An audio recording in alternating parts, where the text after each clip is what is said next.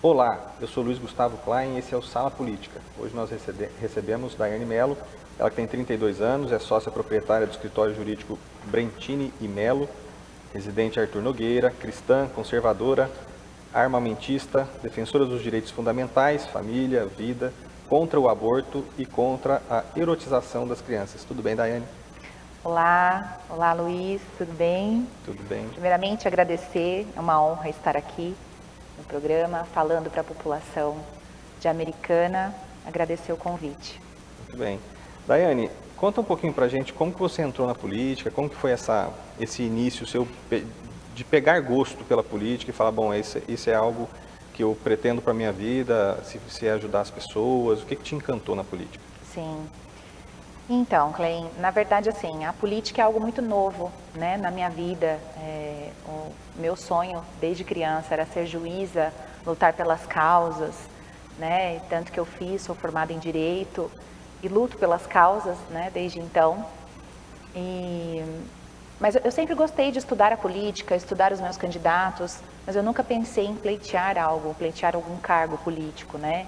Até porque eu faço parte daquelas pessoas que olham a política com um lado ruim, né? De corruptos, um lugar muito sujo, enfim, aquilo eu tinha na minha memória que não era algo bom.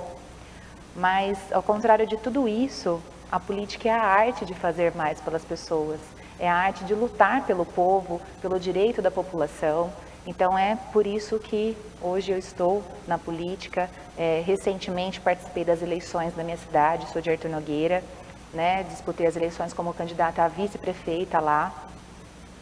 Mas não foi algo que eu procurei também, né? Não escolhi o partido, não escolhi nada. Foi algo que chegou até mim como um convite, na época, para ser vereadora. E a princípio eu recusei o convite, não queria, né? Relutei bastante em aceitar, porque eu pensava que a política era algo ruim, um lugar de corruptos, de ladrões, né? Enfim. Então eu recusei várias vezes esse convite, mas, como você disse, aí eu sou cristã. E eu fui orar. Após várias tentativas, vários convites feitos, né? Eu fui orar a Deus e procurar saber por que aquilo estava vindo até mim. Então eu senti, eu me ajoelhei, orei, né? E senti que realmente Deus queria me usar nessa área, né? Então hoje eu não me vejo fazendo outra coisa. Eu sempre gostei de lutar pelos direitos, lutar pelas causas. Sempre fiz um trabalho muito bonito em Arthur Nogueira, com moradores de rua. Inclusive já viemos resgatar muitos moradores aqui de rua em Americana. Então, assim, ver uma vida transformada, uma vida recuperada e inseri-la na sociedade, eu acho que isso é fantástico. E eu vejo a política um meio de fazer muito mais, né? É a arte realmente de fazer muito mais pelas pessoas. Então é por isso que eu estou hoje na política, pleiteando aí um cargo também. E, na verdade, eu acho que já vem um pouco de família, né? Eu, apesar de não gostar, não pensar em me envolver na política, eu tive familiares e tenho familiares até hoje, né? Que foram prefeitos, hoje são vereadores ainda. Então, eu acho que já estava aí, já inseridos no meu gene, né? Então, é por isso que hoje estou aqui. Era essa a pergunta que eu ia fazer para você explicar para a gente. Então, você já tem uma vivência política de alguns parentes que já estavam... Já tenho, sim. Tem alguns primos, um foi candidato, inclusive foi prefeito. Não, ele foi prefeito depois, foi candidato a deputado estadual, teve 40 mil votos, não foi eleito por 1.200, né? E depois foi o próximo prefeito da cidade de Bebedouro, foi meu parente, meu primo, o irmão dele também é vereador até hoje, inclusive é um dos mais queridos lá na cidade. O meu pai foi vereador, né? Ele ficou como suplente, depois acabou assumindo um período, né, a cadeira. Então eu acho que estava aí um pouquinho na genética, né? Veio de família. E seu pai foi vereador em Bebedouro ou Arthur Nogueira? Não, Três Fronteiras. Na verdade, eu sou natural de Santa Fé do Sul. Nasci em Santa Fé porque Três Fronteiras não tinha hospital, mas eu cresci nessa cidadezinha chamada Três Fronteiras. Deve ter seus 8.000 habitantes hoje. Meu pai foi vereador lá. Ah, entendi. E aproveitando o gancho que você já falou pra gente que deu a entender que você é pré-candidata a deputada, então você é uma pré-candidata a deputada. Pré-candidata a deputada. E aproveitando isso, como que você vê a necessidade de mais mulheres na política? Esse também é um grande motivo, né, Clem, por estar pleiteando um cargo político. Esse ano nós comemoramos aí 90 anos que obtivemos o direito do voto, né, de votar, as mulheres. E hoje, além de votar, nós podemos ser votadas. Só que aqui no Brasil ainda é algo muito longe do que a gente quer. A gente precisa de mais mulheres na política. A gente sabe que estudos mostram que países onde há mais mulheres participativas, né, a participação de mulheres femininas, participação de mulheres na política é presente, a sociedade, o país é mais desenvolvido, né? E hoje os estudos mostram que nós estamos em terceiro lugar dos piores países que quase não tem representação feminina na política. Então nós precisamos mudar isso, apesar de nós ter tido aí uma grande conquista, que é o direito do voto, que é de votar e sermos votadas. Essa luta ainda não acabou, nós precisamos de mais mulheres. Nossa população, o nosso eleitorado, nós representamos 52% do eleitorado feminino, né? Quer dizer, 52% da população feminina é a grande maioria do eleitorado brasileiro. E hoje a gente não tem pessoas que representem essa população. Ou seja, se nós temos 52% do eleitorado brasileiro e estamos em terceiro lugar dos piores países da América Latina pela falta de representação feminina, acho que algo tem errado aí. Nós precisamos mudar isso, né? Nós estamos sem representatividade no parlamento, seja na Câmara, seja na Alesp, seja no Congresso, enfim. Então nós precisamos mudar essa situação. Então por isso eu vejo a necessidade que a mulher ela não é só dona de casa, ela não é só empresária, ela pode sim exercer o seu papel fundamental que ela tem na sociedade através da política. Porque essa mulher, ela é mãe, ela tem os seus filhos, então ela precisa de uma escola melhor para os seus filhos, ela precisa de um hospital decente. E nós pagamos muitos impostos, né? Então nós precisamos sim de uma educação melhor. Então as mulheres, ela vai lutar para que isso aconteça de fato.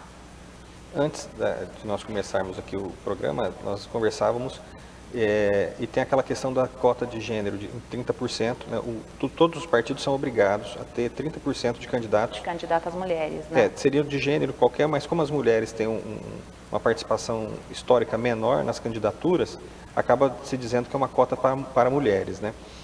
São 30% de mulheres que são candidatas, mas efetivamente não são 30% das cadeiras de eleitos, né?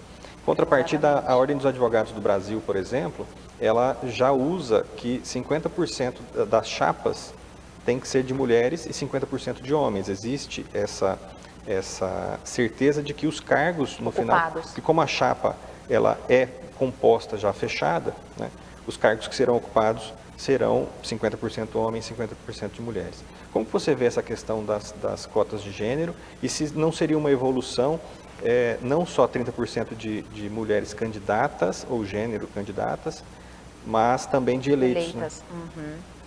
Eu acho que as cotas elas funcionam para incentivar as mulheres na participação, né, na política, para forçarem a participação feminina. Eu acho que é legal, né? Infelizmente é o meio que tem aí de forçar essas mulheres realmente vir para a vida pública. Porém, o que eu defendo mesmo, Klein, é que exista 30% garantido no Senado, na Câmara dos Deputados, para essas mulheres eleitas, né? Que seja, assim, obrigatório ter 30% de candidatas eleitas. Parte do Congresso, parte, né? Não só 30% da disputa nas eleições. Né? Então, eu sou a favor, sim. Particularmente, eu também.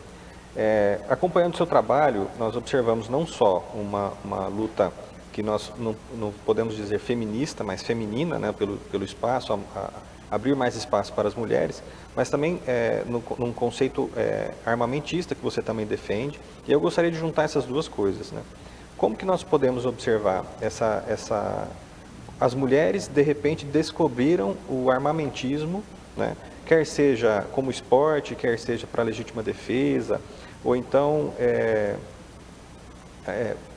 por moda que seja, mas Como que você enxerga, de repente as mulheres aprenderam a usar armas, a gostar de armas? Como que você enxerga isso, todo esse crescimento recente, mas importante, como um fenômeno social?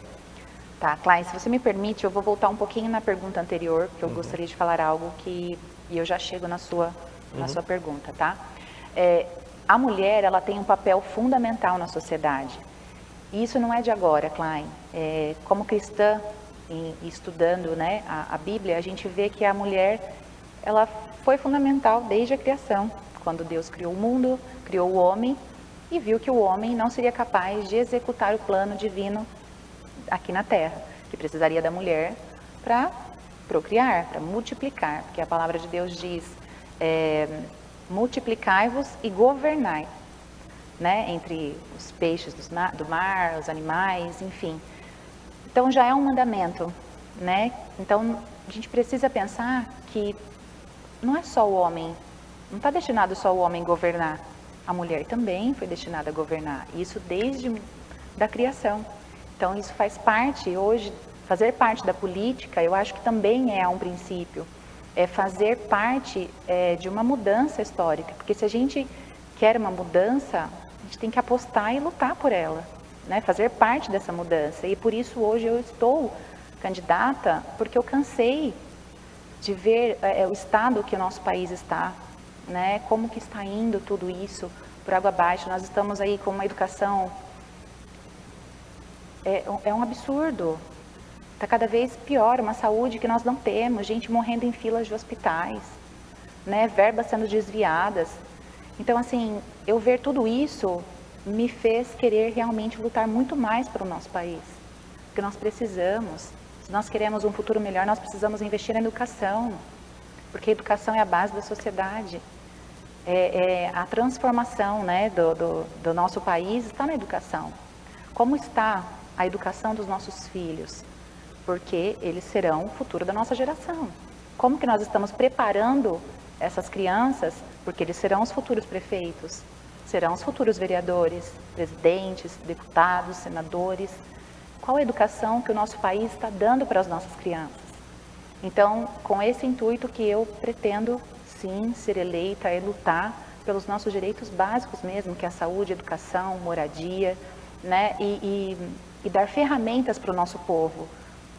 Nossa população tá acostumada com a velha política assistencialista, né? Que dá lá o seu auxílio gás, o seu auxílio moradia, auxílio não sei o quê. Assim, não sou contra o assistencialismo, eu acho que tem que ter, mas isso não resolve o problema do nosso país. A gente precisa dar ferramentas para o nosso povo ter esses direitos básicos garantidos. Você entende? É gerar mais empregos, é valorizar o salário dos nossos pais de família, né, da população em si, em geral.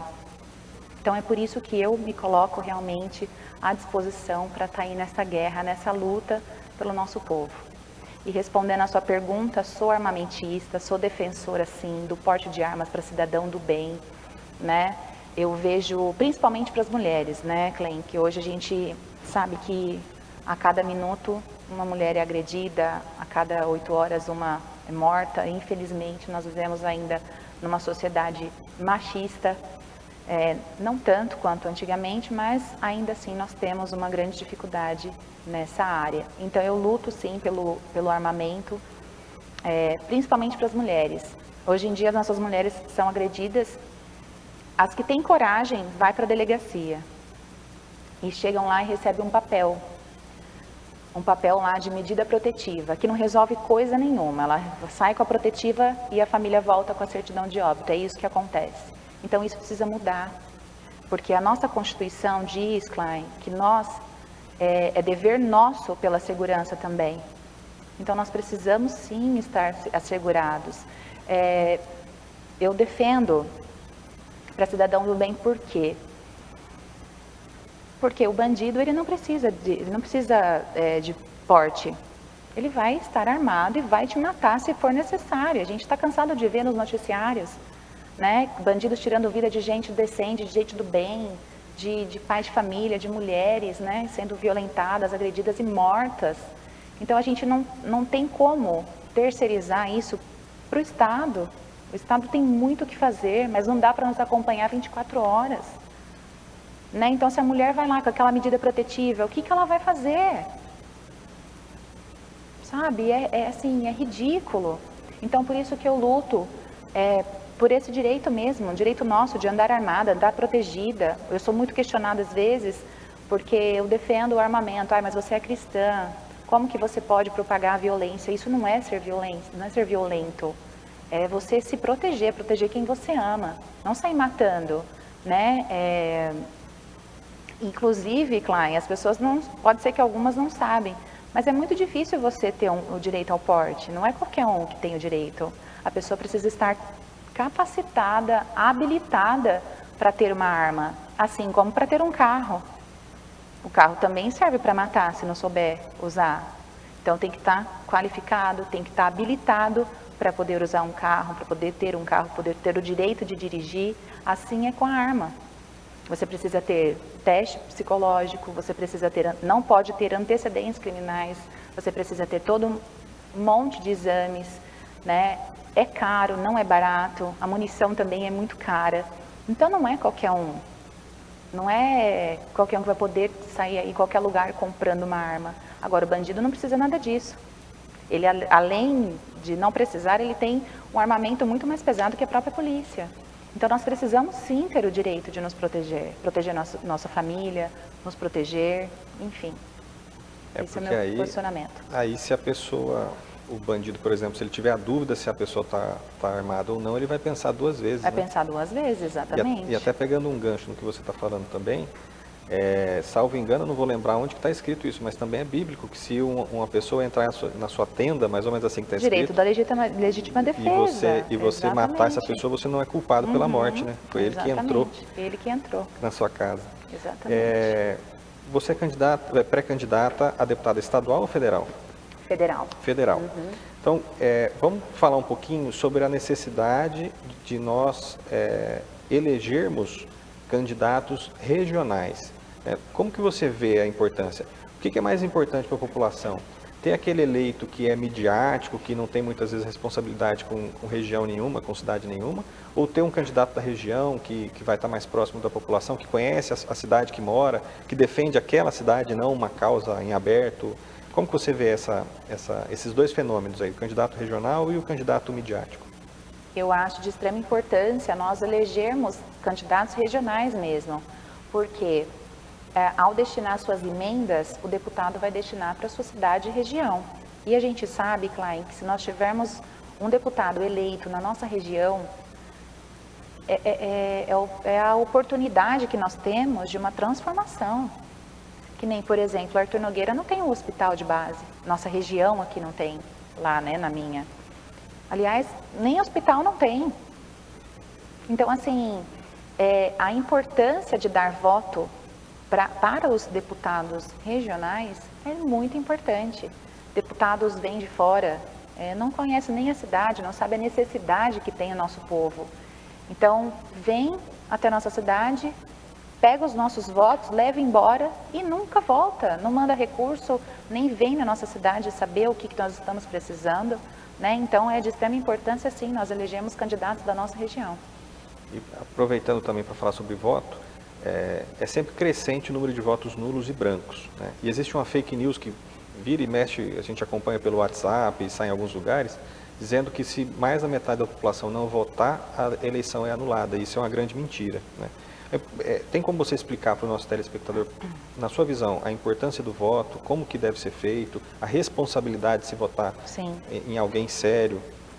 Sim, como eu disse no início da minha fala, a política ela é a arte de fazer mais pelas pessoas, certo? Então, o que eu vejo? A política é a ferramenta, é a oportunidade que nós temos de mudar o que não deu certo. Né? Se nós estamos descontentes com muitas coisas que nós temos vivido, não adianta a gente responsabilizar, terceirizar, a responsabilidade é nossa, porque ou nós não votamos, ou nós votamos errado, ou a gente não conheceu o nosso candidato, votamos errado por quê? Nós não procuramos saber quem são os nossos candidatos, não olhamos lá se o candidato é ficha limpa, qual que é o histórico desse candidato, né? Quais são os princípios e valores que esse candidato defende, de onde esse candidato é. Então, assim, a importância do nosso voto é fundamental, é a chave que nós temos para mudar o destino de um país, né? Que infelizmente nós estamos vendo aí o caminhar que está indo o nosso país. Dá até medo de ver o que está acontecendo, né? Enfim, da disputa aí, que a gente vai falar um pouquinho mais para frente, mas a oportunidade está nas nossas mãos, o poder de transformar o nosso país está nas nossas mãos, e isso é através do voto, gente. Através do voto, através de eleger deputados, não só deputados, mas governo, governador, senadores. É uma eleição de extrema importância e nós temos a oportunidade de mudar tudo isso.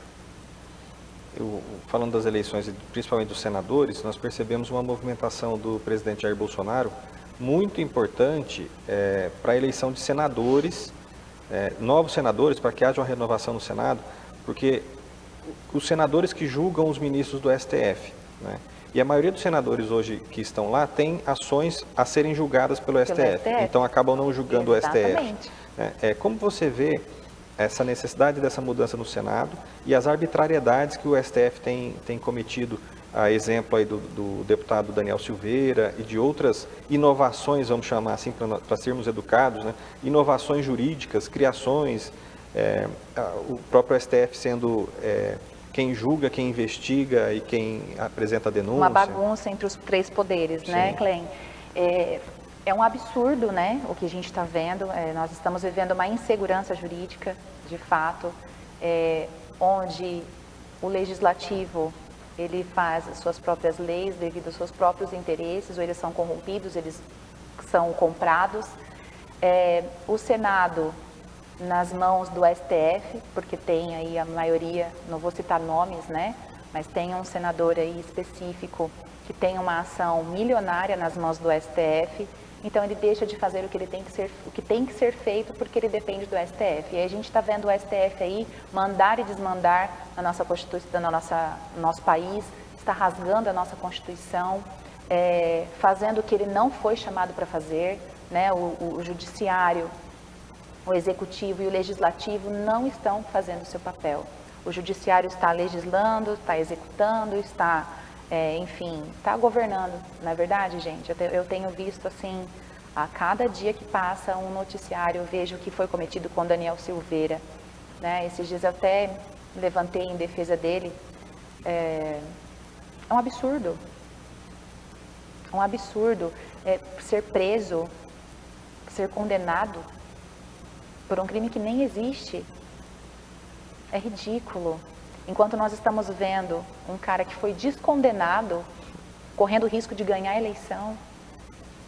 Então, assim, está realmente uma verdadeira palhaçada, uma verdadeira bagunça no nosso sistema judiciário. Nosso Congresso, nosso Senado, o STF, está realmente uma bagunça.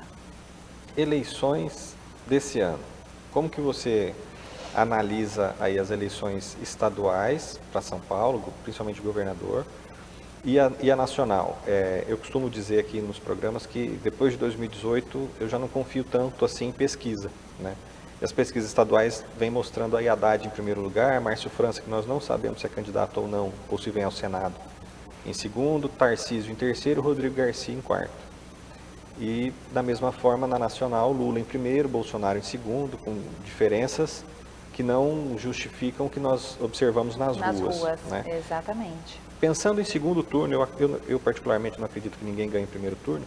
Pensando em segundo turno, no estado de São Paulo, quem você acredita que vai para o segundo turno? E na nacional, quem você acredita que vai? No estado de São Paulo, se tiver o segundo turno, eu creio que fica entre Tarcísio e Rodrigo Garcia. E para qual que é a nacional? Você perguntou, né? Nós não temos terceira via, né, pessoal? Isso daí é uma grande balela. Nós sabemos tem o Pablo que Marçal, viu, que subiu com o pessoal no morro e teve que ser resgatado de helicóptero. Sério? Você não conheceu o candidato do PROS?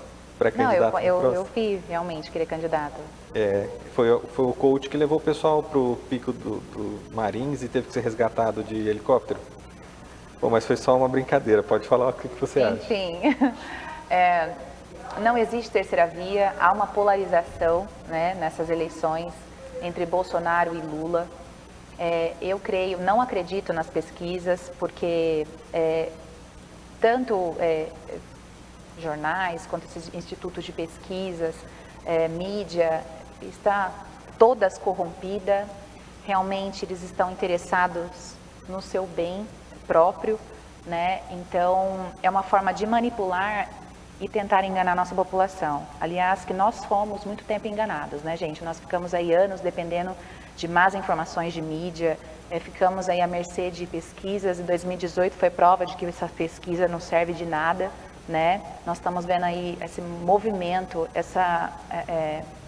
o nosso povo brasileiro nas ruas, implorando, pedindo, né, pela liberdade, pelos seus direitos, enfim.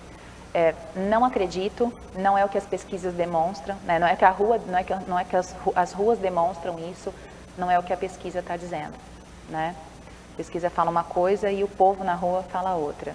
Aliás, eu nunca fui pesquisar, eu nunca votei, também não. Nunca me entrevistaram aqui. Eu também não. Nunca perguntaram teve um meu convidado, voto. Teve um convidado que é de Osasco, que foi entrevistado por mim, e ele disse que ele foi, e aí eu fiz uma outra pergunta, falei, mas você viu se ele anotou que de fato você respondeu? Ele falou não, então a gente não sabe se... Exatamente, eu acho que é uma grande manipulação, né? E a gente precisa tomar muito cuidado com isso. Para não sermos enganados novamente, né, pessoal? Daiane, queria te agradecer por ter aceito o convite de conversar conosco, e caso você queira, deixar o seu recado final aí para o nosso telespectador. Imagina, Clay, sou eu que agradeço, tá? Me sinto muito honrada pelo convite, agradeço a oportunidade de estar aqui falando um pouquinho da minha visão, dos meus posicionamentos, né? Agradecer a vocês também por ter nos acompanhado até aqui e pedir, pessoal, que vocês tenham muita consciência nessa eleição, que vocês votem consciente, porque o nosso voto, como eu disse, é um resumo de tudo do que eu disse aqui. Nós temos a oportunidade de mudar o nosso país, é através do voto, através da votação para deputados federais, estaduais e senadores, gente. A gente vê que um presidente sozinho, ele não consegue fazer praticamente nada, não tem conseguido aí administrar o país como deveria ser, né? Tem várias interferências nesse meio. Então nós precisamos eleger deputados comprometidos com a Constituição, comprometidos com o povo, né, que é de lutar pelo direito do povo. É por isso que o deputado ele é eleito, é para representar o seu povo. Então entenda a importância dos nossos governantes, dos nossos representantes. O Congresso e o Senado é a grande maioria naquela casa, né, federal. Então a gente precisa sim votar e votar consciente. Tá? Eu acho que é isso e agradecer mais uma vez a todos vocês. Obrigado, Daiane. E obrigado a você que nos assiste. Eu sou o Luiz Gustavo Klein, esse é o Sala Política, você acompanha aqui na TV Todo Dia, canal 14.1, também no portal O Carioba. Obrigado.